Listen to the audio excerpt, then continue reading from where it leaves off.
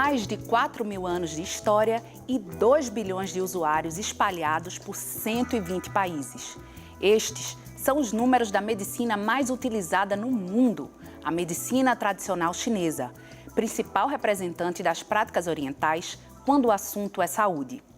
Para diagnosticar, o especialista toma um pulso, observa a face, a língua, a orelha, compara a temperatura em diferentes partes do corpo e analisa o fluxo de energia vital. Os tratamentos podem utilizar agulhas, ventosas, fogo e manipulações. Substâncias do reino vegetal, animal e mineral são medicamentos. A visão de que o corpo é um organismo interligado, um todo, que não pode ser dividido em partes independentes, parece ser um dos principais atrativos desta prática milenar, que respeita as individualidades dos pacientes. Para debater medicina oriental, estão conosco hoje Gustavo Sá Carneiro, médico especialista em acupuntura e homeopatia, Leila Massieri, diretora da Escola Shen e professora de medicina chinesa, e Vitor Arai, especialista em acupuntura e shiatsu.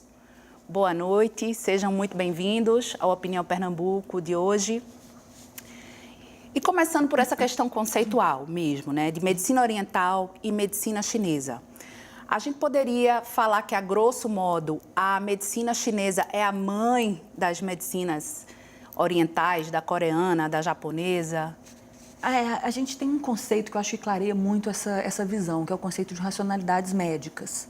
Esse conceito ele fala que existem vários saberes médicos de saúde estruturados pelo mundo afora, um conceito sociológico de uma socióloga do Rio de Janeiro, chamada Madel Luz. Então, assim, nesse sentido, a gente entende que cada povo teve historicamente, acabou constituindo a sua própria medicina. Então, quando a gente fala que as medicinas orientais estão dentro do mesmo bolo, a gente está generalizando um pouco. Existem outras medicinas orientais, como, por exemplo, a medicina ayurvédica, que também é tão importante, tão antiga, né, quanto a medicina chinesa. Que é da Índia. Da Índia, exato. Então, a gente pode dizer que a medicina chinesa ela é uma grande fonte, né, que se espalhou por todo o Oriente, e a cada país que ela chegava, ela adquiriu pequenas particularidades. Ela tem certas coisas, certas técnicas que foram desenvolvidas na Coreia, certas particularidades de puntura que foram aprimoradas no Japão, mas, de fato, a medicina chinesa surgiu na China, né? E a acupuntura deriva daí. Mas existem outras medicinas orientais. E aqui é a que é mais conhecida, mais praticada no Brasil, a gente pode dizer. Sim. Uhum. Se a gente for falar das práticas da medicina chinesa, então, acupuntura, matéria médica, dietética, massagens, que inclui shiatsu, dá para a gente resumir rapidinho cada uma dessas? São 5 terapêuticas básicas, né, na medicina chinesa, como você citou. Então, dentro de acupuntura, a gente, na verdade, está se referindo a todas as formas de estimular pontos, que, obviamente, não sejam com massagem, porque as massagens também estimulam pontos, né? Então, você tem diversas formas. Você pode usar agulha, você pode usar a própria moxa, a própria ventosa. O termo original em chinês, ele é zhenjiu. Zhenjiu significa agulha e fogo. Então, no original, a palavra chinesa já tem 2 técnicas, não é só acupuntura. Acupuntura é uma palavra latina, que é acus pungere, né? Punturar com agulha. Então, só nessa tradução do chinês para o latim, já se perdeu metade. O fogo ficou de fora, né? Mas a gente tem outras técnicas que a gente inclui dentro da acupuntura, a ventosa também, os aparelhos elétricos que são usados mais modernamente, né? Então, enfim, além da acupuntura, massoterapia, são diversas formas, tem inúmeras formas de estimular os canais de energia, a parte dietética, a parte de alimentação, que também eles vão estudar a propriedade energética que cada alimento traz, a térmica do alimento, todas as suas características, os seus sabores, né? E massagem, você não citou a matéria médica, que é a fitoterapia, que também inclui minerais e animais, substâncias dos 3 reinos, né? E que a gente chama também de medicina interna, que é a parte de ingestão.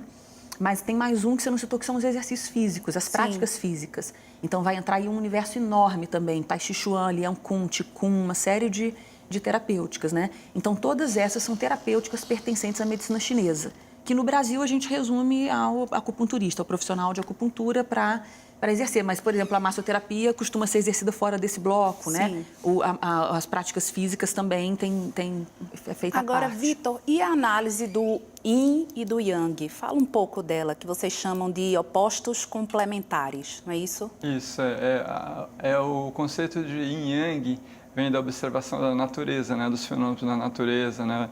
Do sol que nasce aí do dia, da noite, né?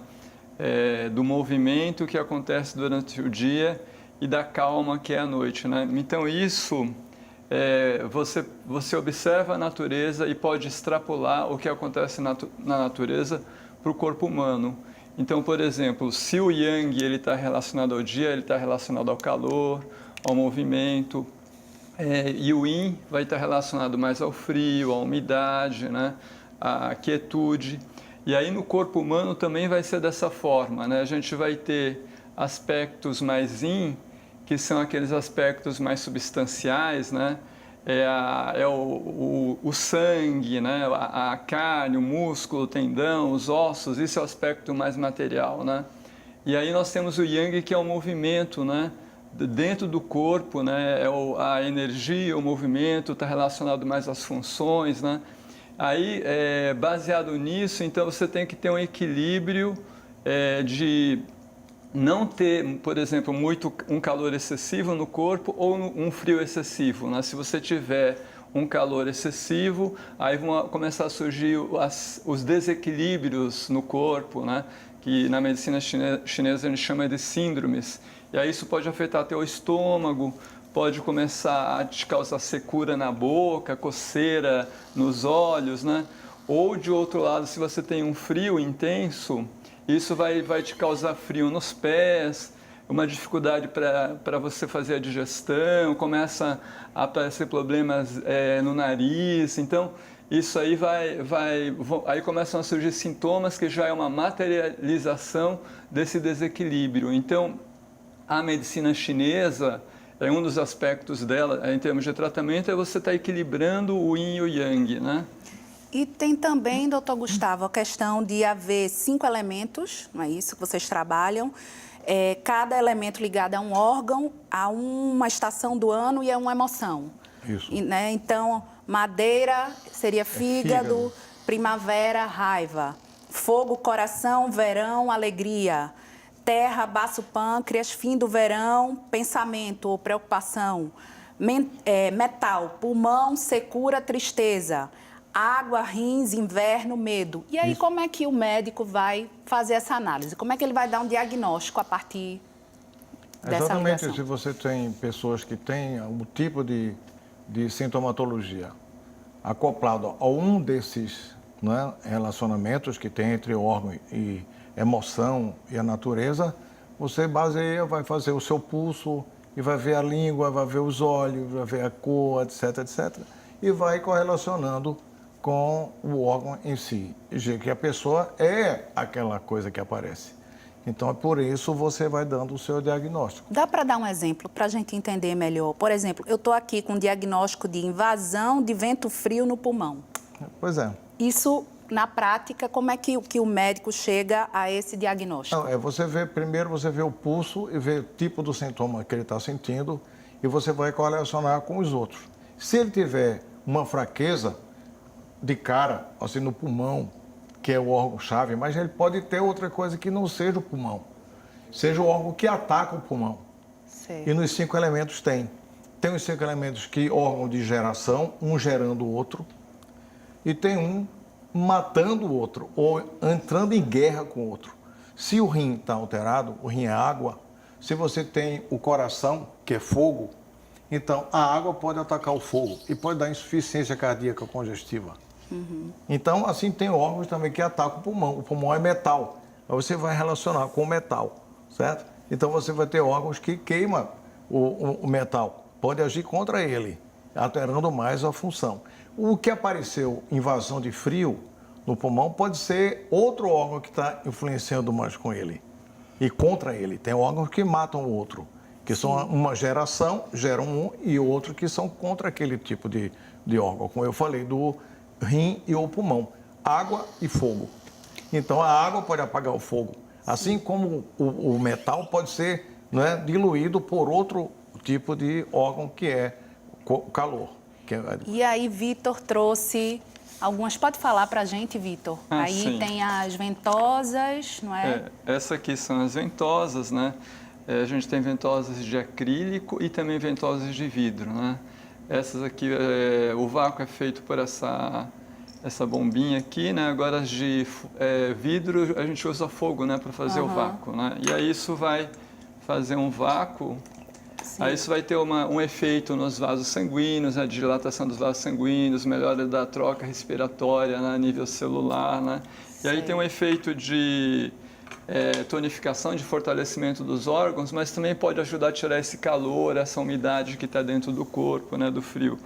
Aí a gente tem aqui a moxabustão, né, que basicamente é a folha de artemisia, né, pulverizada.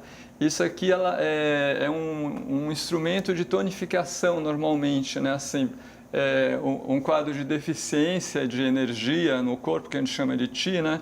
Então a moxabustão ajuda a trazer calor e aumenta essa energia. Isso na pele mesmo, com fogo. Isso, a gente mantém afastado, né, numa distância que aqueça, né, o corpo, e aí a gente pode aplicar isso, né, em alguns pontos da acupuntura, né? A gente tem aqui as agulhas, né, que são as mais conhecidas, né? Tem que ser sempre esterilizada, né? Isso, ela já vem esterilizada aqui dentro desse pacote, aí você tem os procedimentos, né, de asepsia, tudo, e aí essas agulhas, como elas são muito baratas, hoje em dia a gente descarta, né? Antigamente se usava agulha de ouro, agulha de prata, né? Aí o paciente levava para casa, mas hoje em dia a gente usa e descarta essas agulhas, né?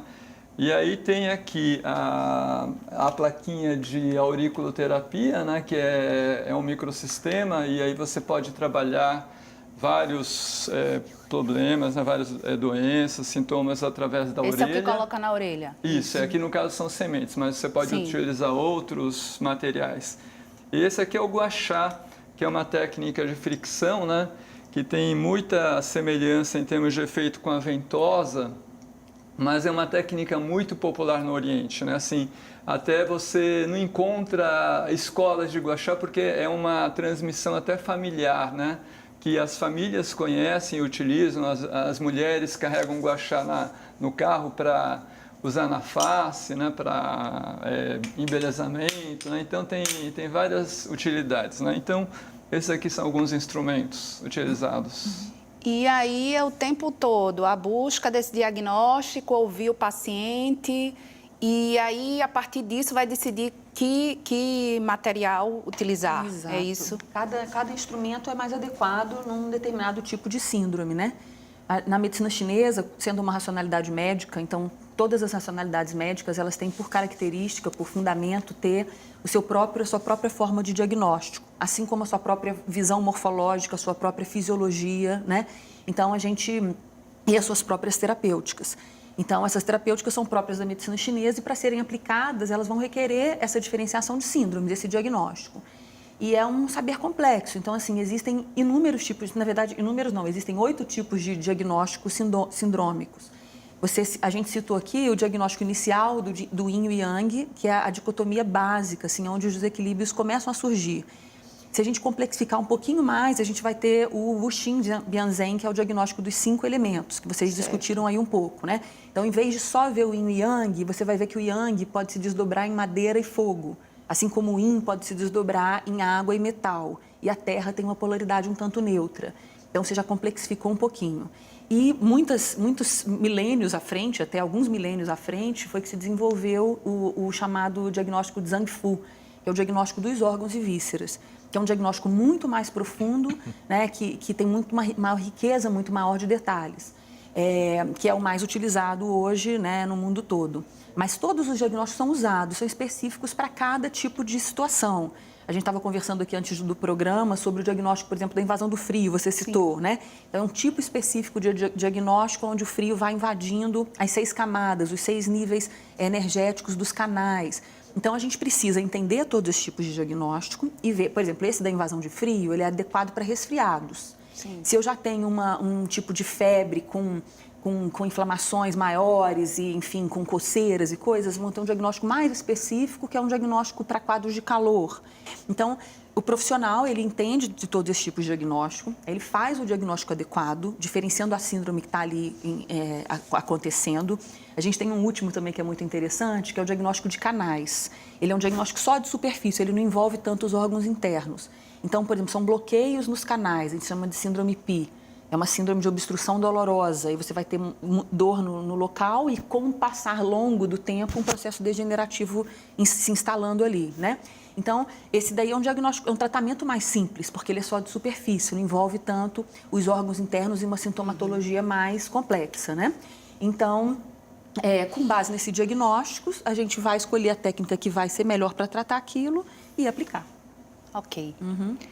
Vou pedir licença, porque a gente vai ter que fazer um rápido intervalo. O intervalo é curto, hoje com o debate sobre medicina oriental. Voltamos já.